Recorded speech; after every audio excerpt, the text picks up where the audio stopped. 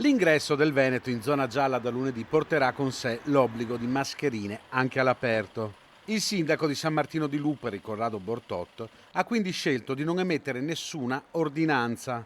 Molto lavoro si sta facendo e molto è stato fatto.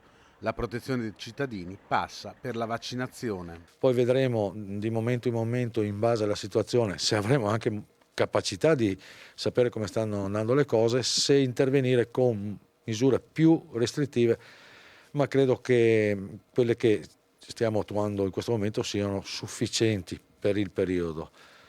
Inoltre i cittadini sono anche da un punto di vista stanchi, dall'altro punto di vista in attesa di informazioni, non pressiamo oltre con questi sistemi di sicurezza, basta la mascherina quando c'è gente, il distanziamento, puliamoci le mani e io auguro che molti ci pensino, ci ripensino, vacciniamoci.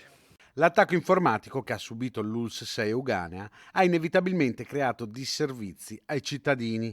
La situazione è in via di risoluzione, anche se per alcuni servizi sono richiesti tempi maggiori. Spero che si risolva prima, perché questo problema, oltre a non farci avere i dati precisi sul livello di pandemia che stiamo subendo, crea delle difficoltà ai cittadini per quanto riguarda i prelievi, le visite diagnostiche e tutti i rapporti, gli appuntamenti che dovrebbero avere con l'ULSS stessa.